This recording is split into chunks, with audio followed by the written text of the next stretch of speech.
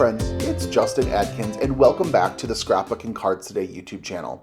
Today I have a slimline card creation to share with you that is packed with texture and using some of my favorite new products from Trinity Stamps. We're going to be using the Modern Emboss Slimline Panel die set, the Recharge stamp set and coordinating die set, and the Beaming with Love 6x6 stencil. These are all going to come together to make just the most adorable slimline card. I've also prepared a palette of cardstock, including Lemon Drop cardstock, Blue Raspberry cardstock, and Lucky Clover cardstock from Gina K Designs. Now, we're going to break into that Modern Emboss Slimline die set using the largest and second largest dies to die cut some cardstock panels. So I have my die cuts ready to go. We're going to start with the largest panel being die cut from that Lucky Clover cardstock, and the second largest panel die cut from both the Blue Raspberry and the Lemon Drop cardstock. We're going to end up with 3 different panels to use, Lucky Clover being the largest and the Lemon Drop and Blue Raspberry being slightly smaller. This is going to really help us with layering and cutting apart these panels for later in the card.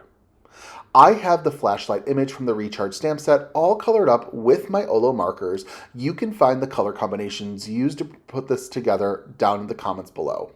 Now, using the coordinating die from the Recharge stamp set, I am going to tack this die down with some 1/2" mint tape, process it through my die cutting machine, and then it'll be ready to go for crafting later on. Now, let's start with our slimline panel that is die cut from the Lemon Drop paper. I'm going to map out where I want my flashlight to be, and I'm going to use some pencil tick marks just to sort of put into position how I want these hearts from the Beaming with Love stencil to transfer onto our Lemon Drop panel that we've already prepared. Once I have my stencil all nicely into place, I am going to tack it down with some 1/2" tape, and then I'm very quickly realizing I need more tape. So I actually break out a 4" roll of mint tape, and I'm going to use this to sort of mask off the areas of the panel that I want to make sure we don't accidentally get ink on, because spoiler alert, we're about to break into some ink blending in T-minus about 10 or 15 seconds. So once I get my stencil all nice into place and my panel all masked off, I am going to pull in some Slippery When Wet Stellar ink to blend over the panel. Now, this was not my original intent with making this card. I was originally going to just use a darker Astro Paste, and then I quickly found I didn't have one in a shade of yellow. So what's fun is we use that Slippery When Wet on top of the stencil, and then I'm going to pull in some Frostbite Astro Paste, and this dries clear. So what's great about this is it's going to pull up the color from the Slippery When Wet underneath, and it's almost going to give the illusion that I did use a darker texture paste, even though I didn't have one on hand. This is a great technique to use to add texture and a custom color to your project, just to make sure everything matches and coordinates the way that you want it to. So let's get a good old peel reveal going to show how we got all of this wonderful Astro Paste transferred to our slimline panel, and it is just so pretty. I love using pastes with stencil, especially because they give a little bit of glitter and shimmer with it, and that fun texture element just really makes your card pop. So I remove my tape, and then what I do recommend doing, of course, is setting the panel aside to dry. I come back about an hour or so later, everything is nice and fully dried and ready to continue with our crafting. Now, this next portion requires a little bit of measuring and a little bit of cutting. So I'm going to use my textured panel that we've already used texture gel to sort of map out on the right edge of the card how far we need to go ahead and mark our Blue Raspberry cardstock. And I do find that we need to, from the right side, go down about 1 3/4 inch. So I mark it with my pencil. Then on the bottom edge of our panel, I need to mark this as well, and I decide to kind of project how far my beam is going to go back, because I want it to look like it's originating from the flashlight itself and not off the panel. So I do count, and we are just about 7 1/2 inch back that we are going to be cutting. So I've got those 2 tick marks, and then what I need to do next is take a straight edge. I just grab some scrap cardstock and I just make a straight edge to connect those 2 dots, so that'll be easier for me to cut this with my guillotine trimmer later. Now we can move on to our second set of measurements. So on the top edge of the card, I go ahead and count out that I'm about 4 inches from the left side, and that's the measurement I need to remember when marking my blue raspberry piece. So here you see I put it back onto my glass mat, I count in 4 inches, and then I make that little tick mark with my pencil on the 4-inch mark on the top side of the card.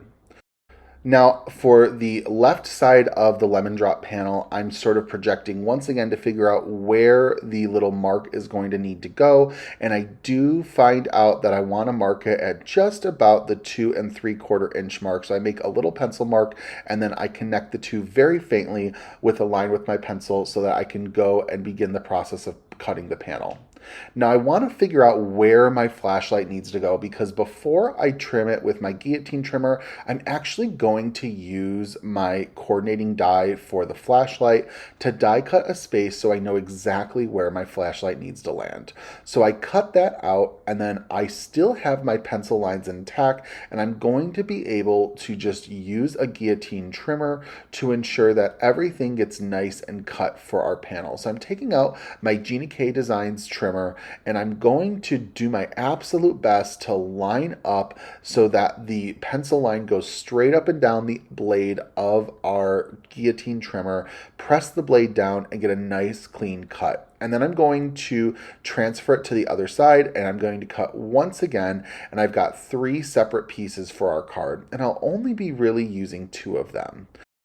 Now here you can see where we are going to be placing these 2 panels. I just want to map everything out so I can understand where my flashlight's going to go, what I need to work with in terms of the 2 pieces of blue raspberry cardstock, and I decide I need to ink blend them with a little bit of Black Widow ink.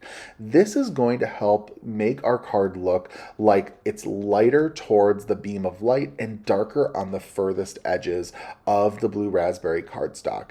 Now, originally I was planning on starting with a dark blue ink like Midnight Snack and then blending it into Black Widow, but I decided let's just try Black Widow first, see how this looks, and I really liked how this ink looked directly onto the blue raspberry paper. I didn't even have to really use the Midnight Snack at all, so this was a really fun hack to get into and to kind of save a little bit of ink blending time with my card.